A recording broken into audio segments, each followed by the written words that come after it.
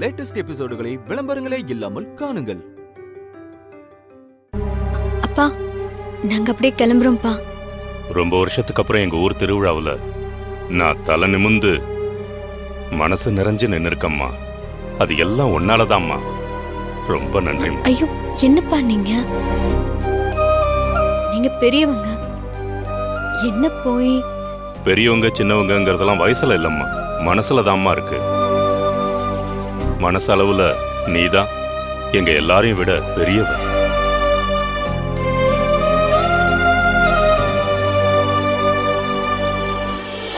அந்த ஆத்தாவும் உடம்புல இறங்கி வாக்கு சொன்ன மாதிரியே நீ மகாராணி மாதிரி வாழணும். நல்லபடியா போயிட்டு வாமா. மாப்பிள, வானதியை பத்திரமா பாத்துக்கங்க. சரிங்க. அப்ப நாங்க போயிட்டு வரோம். வாங்க வரோம். வாங்க.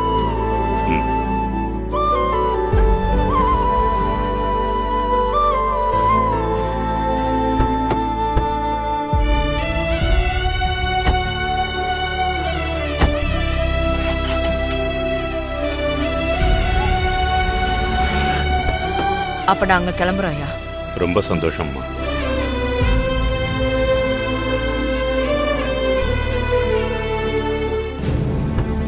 ஒரு நிமிஷம்மா. நீங்க இங்க இருந்து கிளம்புறதுக்கு முன்னாடி உங்ககிட்ட ஒரு விஷயம் சொல்லணும்னு நினைச்சம்மா. உங்க குடும்ப விஷயத்துல நான் தலையிடுறது முறை இல்லதான். இருந்தாலும் என்னால இதை சொல்லாம இருக்க முடியலம்மா. வானதி உங்க வீட்டு குழந்தைதாம்மா. என்னதான் நான் அவளை என் பொண்ணுன்னு சொந்தம் கொண்டாடினாலும் அவ உங்களுக்கு சொந்தமானவ. உங்க ரெண்டு பேருக்குள்ள என்ன மனஸ்தாபம் இருந்தாலும் அதுக்காக வாக்கப்பட்டு வந்தவளை நீங்க ஒதுக்கி வைக்கலாமா? சொல்லுங்கம்மா. அவ தப்பே செஞ்சிருந்தாலும் அதை மன்னிச்சு நீங்க தாம்மா அவளை ஏத்துக்கணும். உங்களுக்கு அப்புறமா குடும்பத்தை தாங்கி நிறுத்துற பொறுப்பு அவளுக்கு தானம்மா இருக்கு. அவதான குடும்பத்தோட ஆணி வேர். அது புரியாம அவளை ஒதுக்கி வைக்காதீங்கம்மா. நான் சொன்னது உங்களுக்கு புரிஞ்சிருக்கும்னு நினைக்கிறேன். அவளை வீட்டுக்குள்ள சேர்க்க பாருங்கம்மா. போயிட்டு வாங்க.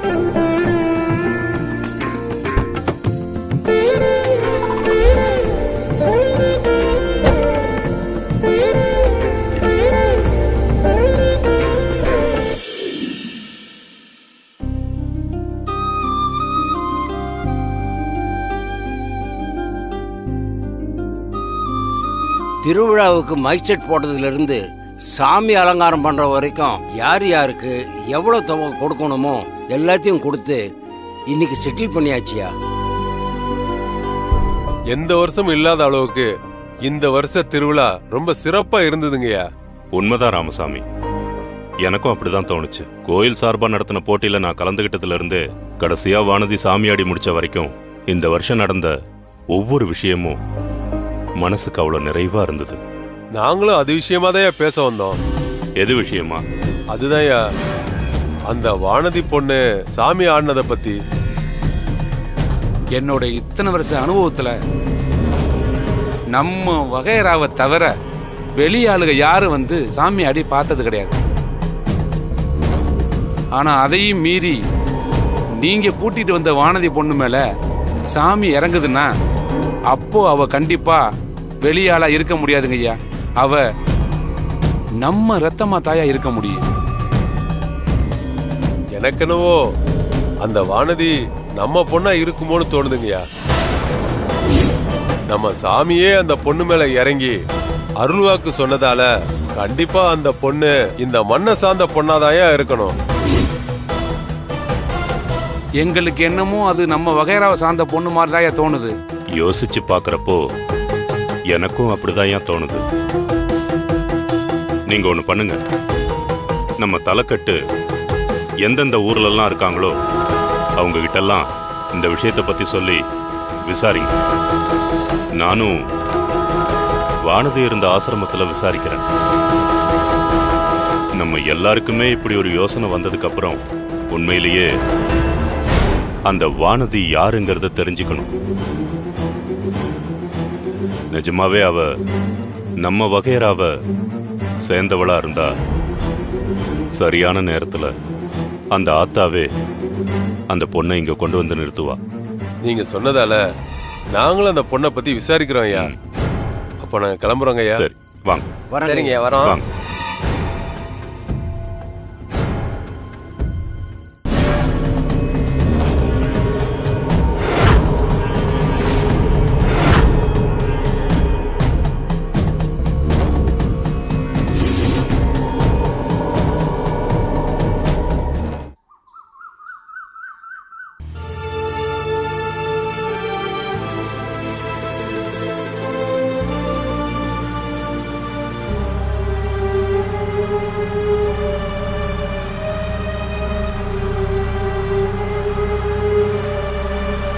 உறவுகள்லாம் பிறப்பால வர்றதில்ல, அன்பால வர்றதாம்மா உறவு.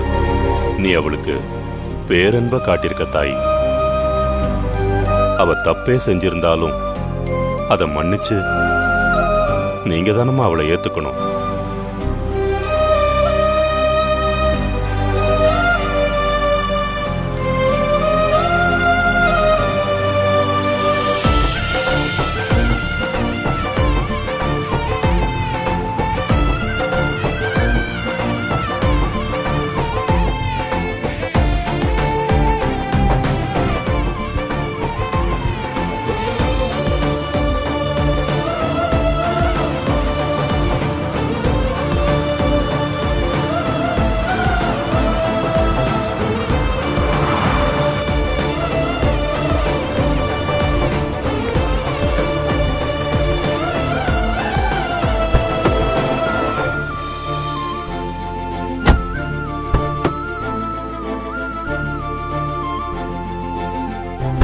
சம்பந்தி வாங்க சம்பந்தி.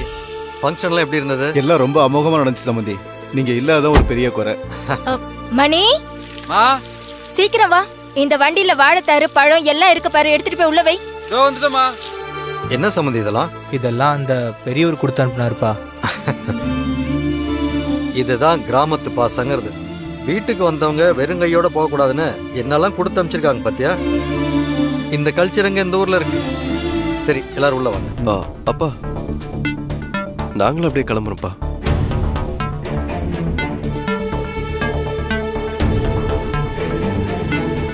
ஒரு நிமிஷம்.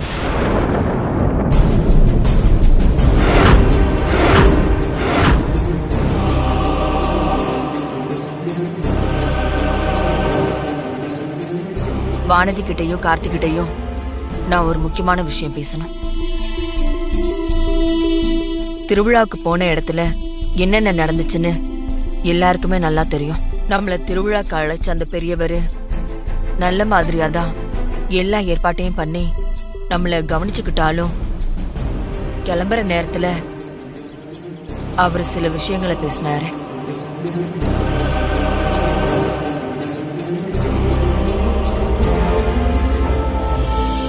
பெரியவங்க சொல்ற அட்வைஸ் எல்லாம் ஏத்துக்கிறதுல ஒன்னும் தப்பு இல்லையே.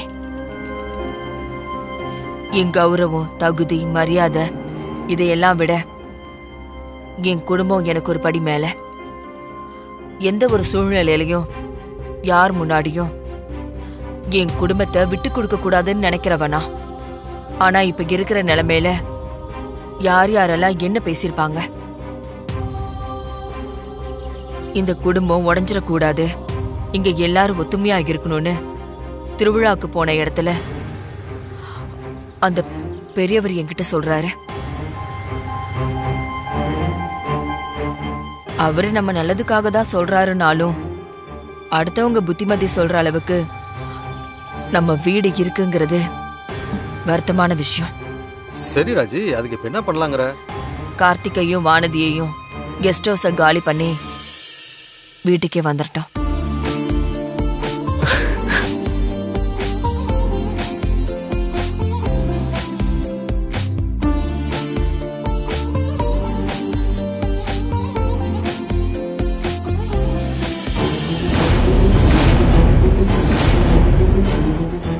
அதுக்காக நான் நடந்ததெல்லாம் மறந்துட்டேன் மன்னிச்சுட்டேன்னு அர்த்தம் இல்ல.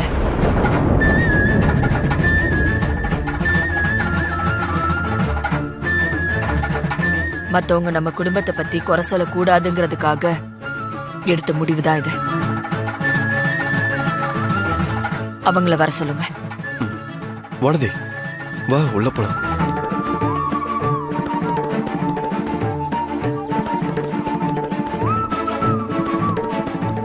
என்னம்மா யோசிக்கிறேன்?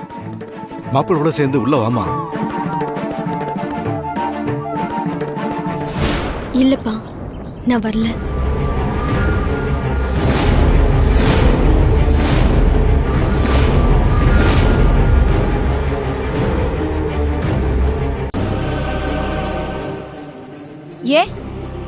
ஏன் இப்ப வரலங்கிற? ஓஹோ, சம்மந்தி அம்மா உன்னை வெறும் வாயால கூப்பிட்டா பத்தாது, வெத்தலை பாக்கு தட்டுல வச்சு அழைக்கணும்னு நினைக்கிறியா? இல்ல நீ அவங்களுக்கு பண்ணிய அவ்வளோ பெரிய துரோகம், அந்த துரோகத்தை உடனே மறந்துட்ட மன்னிச்சிட்டேன்னு சொல்லி கூப்பிட்டா அப்ப நீ வருவியா? எவ்வளோ பெரிய மனுஷி, அவங்களே வாயை திறந்து வான்னு கூப்பிடுறாங்க, உடனே ஓடி வராம எவ்வளவு திமிரா பேசுறா பாருங்க அவ. வானதி, நீ என்ன பேசுறன்னு தெரிஞ்சுதான் பேசுறியாமா? என்ன பேசுறோன்னு தெரியாம பேசுறதுக்கு அவ என்ன பச்சை குழந்தையா? அது வேற ஒண்ணும் இல்ல, அவளை சம்மந்தி அம்மா மட்டும் கூப்பிட்டா பத்தாது போல இருக்கு. இங்க இருக்கிற எல்லாரும் அவகிட்ட போய் வாமா வீட்டுக்குள்ளன்னு கெஞ்சணும்னு நினைக்கிறாளோ என்னவோ. நான் தான் அவளை வீட்டுக்குள்ள வான்னு சொல்லிட்டேன்ல, அப்புறம் என்ன? எங்களை திரும்பவும் நீங்க வீட்டுக்குள்ள வர சொன்னது எங்களுக்கு சந்தோஷம்தான். ஆனா உள்ள வர்றதுக்கு முன்னாடி எங்களுக்கு ஒரு விஷயம் பண்ணணும். அதுக்கு நீங்க சரின்னு சொன்னீங்கன்னா முழு மனசோட நாங்களும் நம்ம வீட்டுக்குள்ள சந்தோஷமா வருவோம்.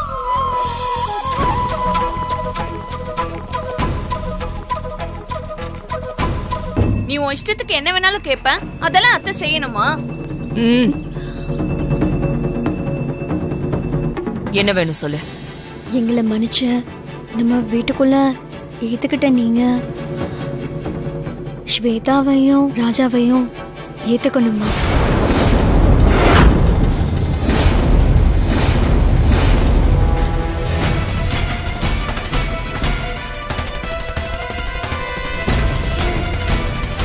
அவங்களும் இந்த வீட்டுக்குள்ள வர உங்களுக்கு சம்மதம்னா நாங்களும் இந்த வீட்டுக்குள்ள வரோம்மா.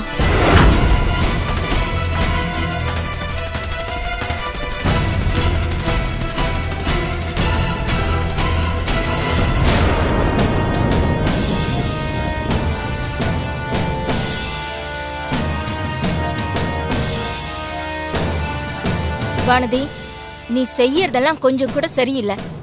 சம்மந்தி அம்மாவே மனசு இறங்கி உள்ள வான கூப்பிடுறாங்க, அத மதிக்காம நீ என்னமோ பெரிய இவ மாதிரி பேசிட்டு இருக்க. இங்க பாருங்க. என்னத்த பாக்குறது? நீங்க கொஞ்சம் சும்மா இருங்க. வாயை மூடிக்கிட்டு 2 பேரும் உள்ள வந்திருந்தீங்கன்னா இனிமே இந்த வீட்ல நிம்மதியா பழையபடி வாழ்ந்திருக்கலாம். இனிமே இங்க இவ பேசின பேச்சுக்கு 2 பேரும் பழையபடி போய் அந்த ஓட்ட அவுட் ஹவுஸ்லயே தங்கிக்க வேண்டியதுதான்.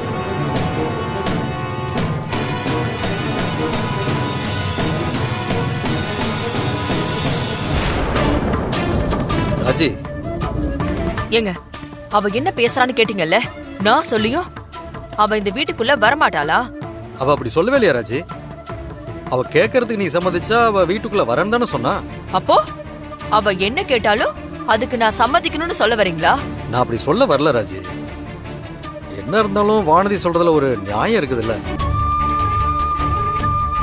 உண்மையை சொல்லணும்னா நம்ம பொண்ணு கல்யாண விஷயத்துல நீ ஸ்வேதா மேல கோபமா இருக்கிறத விட வானதி மேலதான் அதிக கோபத்துல இருக்க. இப்ப வானதியை திரும்ப வீட்டுக்குள்ள வரானா அது ஸ்வேதாக்கும் பொருந்தும் தானே. ஸ்வேதாவை புருஷனோட வீட்டுக்குள்ள வரணும்னு நாம தான் சொல்லியிருக்கணும். ஆனா நீ அதை சொல்லலையே.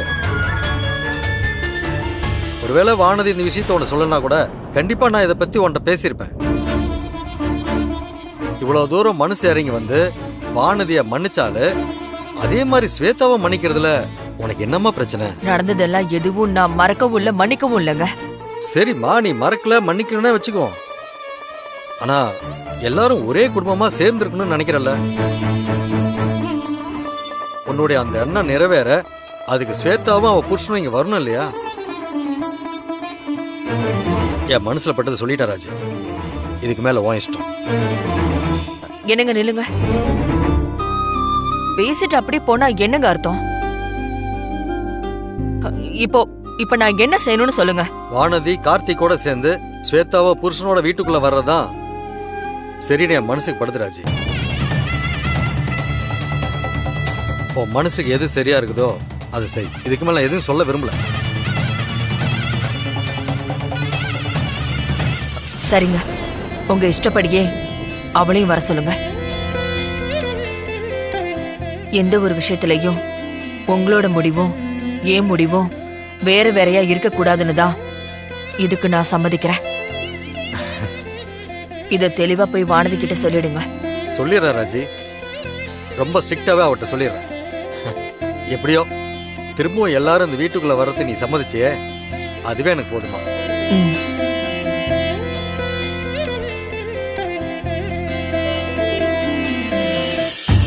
வானதி, ராஜியா மனுஷ மாதிரி உங்களை வீட்டுக்குள்ள வான்னு சொல்றால, அவ பேச்ச மதிக்காம அப்படின்னா உனக்கு பிடிவாதம்? நல்லா கேளுங்க சம்மந்தி, நானும் அதே தான் சொல்லிட்டு இருக்கேன். சம்மந்தி அம்மா எவ்வளவு பெரிய மனசோட உள்ளவான்னு சொல்றாங்க. டக்குன்னு ஓடி வந்திருக்க வேண்டாம். என்னமோ பெருசா பஞ்சாயத்து பண்ற மாதிரி அவங்கள கூப்பிட்டாதான் வருவேன், இவங்கள கூப்பிட்டாதான் வருவேன்னு அவங்களே எதிர்த்து பேசுறா. எவ்வளவு தைரியம் இருக்கும் அவளுக்கு? நான் எதிர்த்து பேசினதே ஸ்வேதாக்காக தான். இதுல என்ன பெருசா ஸ்வேதாக்காக நீ பேசுற? அவளை பத்தி நாங்க யோசிக்காதத நீ யோசிக்கிறியா? இப்ப என்ன, உன் கூட சேர்ந்து ஸ்வேதாவும் வீட்டுக்குள்ள வரணும், அவ்வளவுதானே? சரி வரட்டும்.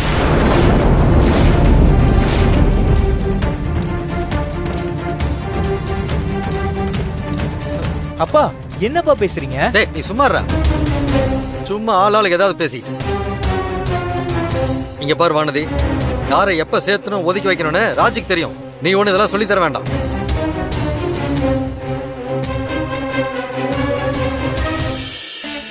சும்மா சும்மாமா, ராஜிக்காக தான்.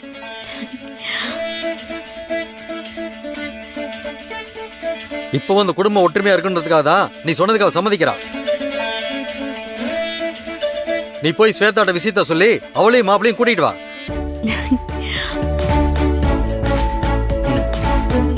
சரிப்பா.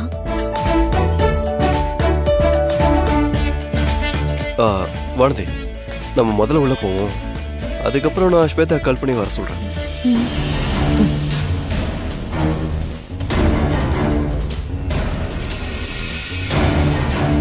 வானதி, இவன் கோவமா போறதெல்லாம் பெருசா எடுத்துக்காதமா. உங்க அம்மாவே பர்மிஷன் கொடுத்தாச்சு, அப்புறம் எதுக்குமா யோசிக்கிற? உள்ள வாமா. வாமா. வாமா, வாப்பா. ஓ.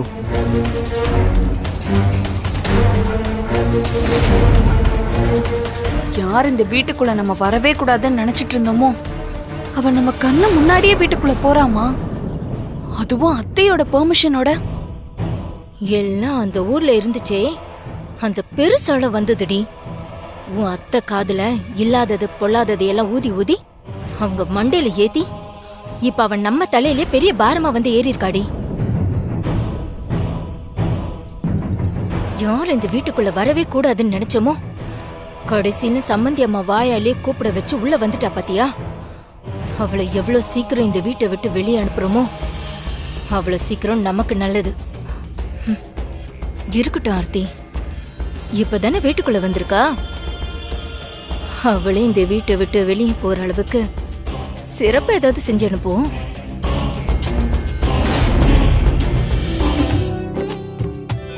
வாமா. டேய் கார்த்திக், கூட்டிட்டு வாடா. மாப்ள வாங்க. வானதி வாமா. வாங்க.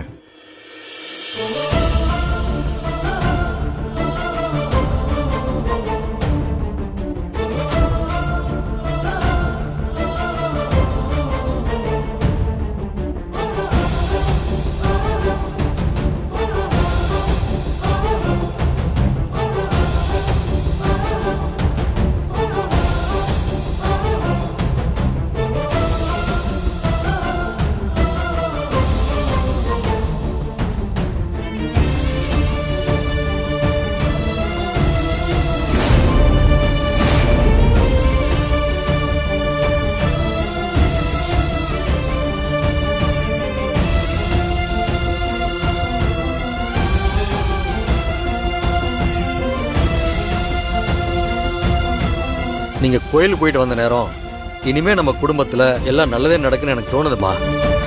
ரொம்ப சந்தோஷமா.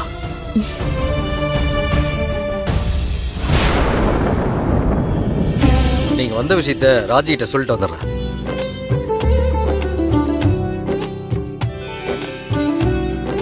ரெண்டு மாசம் கழிச்சு திரும்பவும் நம்ம இந்த வீட்டுக்குள்ள வர பாக்கியம் இன்னைக்கு தாங்க நமக்கு கிடைச்சிருக்கு. இதுக்காக தாமா நான் இத்தனை நாள் காத்துக்கிட்டு இருந்தேன்.